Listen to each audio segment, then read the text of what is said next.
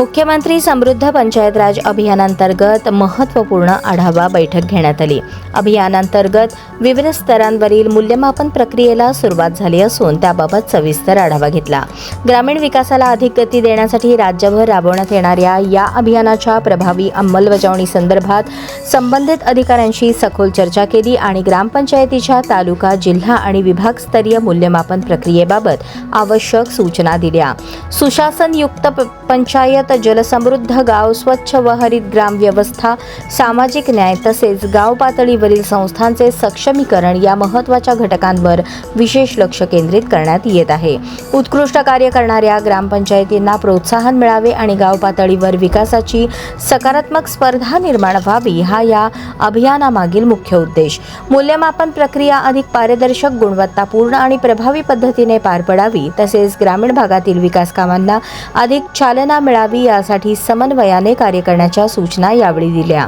याप्रसंगी ग्रामविकास व पंचायत राज विभागाचे प्रधान सचिव, सर्व विभागीय आयुक्त, सर्व जिल्ह्यांचे मुख्य कार्यकारी अधिकारी तसेच क्षेत्रीय अधिकारी उपस्थित होते।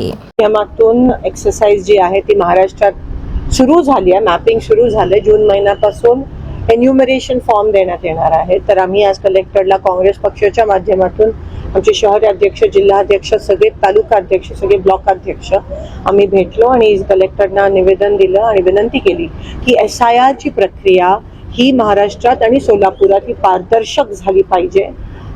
BLOs जे आहेत त्यांनी कोणत्याही दबावाखाली जो गव्हर्नमेंट ऑफिसर नेमणार आहे, जो घरोघरी जाणार आहे, कोणत्याही सत्ताधारी पक्षाकडून कोणत्याही दबावाखाली न येता त्यांनी पारदर्शकपणे ही कामं हे SIR घरोघरी जाऊन केलं पाहिजे।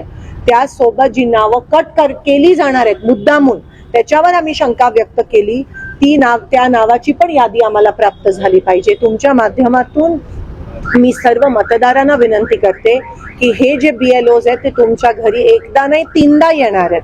पण अशी पण शंका वाटते की जे विरोधी पक्षाचे मतदार आहेत त्यांच्या घरी जाणारच नाहीत।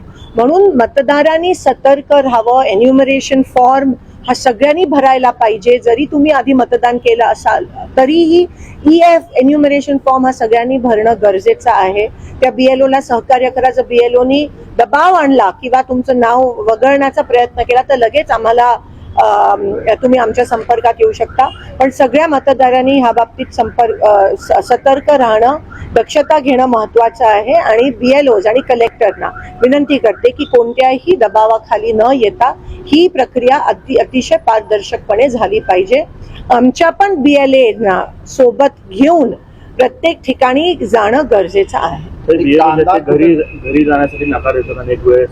आणि दुसरं जे आहे की मतदार यादीमध्ये 2002च्या यादीमध्ये त्यांची नावं अनेकांची सापडत नाहीत। अनेक तक्रारी त्याच्या बाबतीत आहेत। खूप नावं जाहीर झाली पाहिजेत आणि मतदार यादी पण BLOंची नावं जाहीर झाले, सगळ्यांकडे लिस्ट आहे, पण ती पब्लिकली वृत्तपत्रामध्ये ती जाहीर झाली पाहिजेत।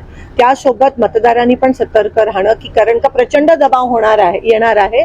प्रचंड ह्या ठिकाणी नावं कट करण्याचा प्रयत्न आणि षडयंत्र हे सत्ताधारी करणार आहेत, जसं आपण बंगाल आणि बिहारमध्ये बघितलं। म्हणून जर मतदार सतर्क राहिला आणि आम्ही पक्षाच्या माध्यमातून पण सतर्क आहोत, पण आम्ही सतत प्रशासनावर पण दबाव निर्माण करणार आहोत।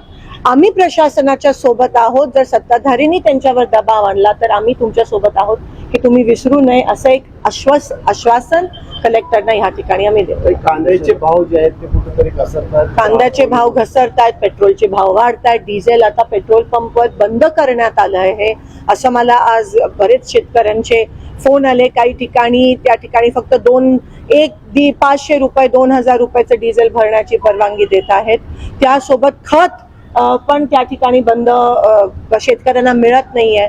हे सगळं सुरू असताना आम्ही उद्या जन आक्रोश रस्ता रोको मार्केट यार्डामध्ये सगळे शेतकरी, कारण का जसं मी म्हणाली डोक्यावरनं पाणी गेलं आणि आता लोकांमधून तुम्हाला उद्रेक आणि उठाव, त्याचं पहिलं पाऊल कॉक्रोच जनता पार्टी होतं, पण आता रस्त्यावर पण लोक उतरल्याशिवाय राहणार। सोलापूरच्या बाजारामधली एक पावती भरली शेतकऱ्याची 300 रुपये त्या शेतकऱ्याला भरावे लागले कांद्याचं। आणि अशी एवढी वाईट परिस्थिती आहे आणि कोणाचंही लक्ष या ठिकाणी नाही आहे. आपल्याला दिसून येतं सत्ताधारी मस्त आहेत आणि शेतकरी त्रस्त आहेत. तुम्ही काँग्रेस जनता पार्टीचा उल्लेख केला, त्यांनी संस्थापकाला जीवे मारण्याच्या धमक्या येत आहेत, त्यांच्या घराला पोलीस संरक्षण अमेरिकेत जाऊन मारण्याच्या पण धमक्या येत आहेत त्यांना. आणि तुम्ही बघू शकता की कोणत्याही प्रकारचा विरोध झाला की हे लोक कसे वागतात आणि अहंकारी किती झाले त्याच्यावरून कळतं. पण काँग्रेस जनता पार्टी ही सुरुवात आहे त्या रेव्होल्युशनची, त्या क्रांतीची. लोकांना व्यासपीठ अशी मिळत नाही म्हणून ते सोशल मीडियाचा आता वापर आणि 21 मिलियन फॉलोअर्स त्या काँग्रेस जनता पार्टीला मिळेल. ही सुरुवात आहे आणि हा उद्रेक तुम्हाला येणाऱ्या दिवसात दिसायला मिळेल, बघायला मिळेल.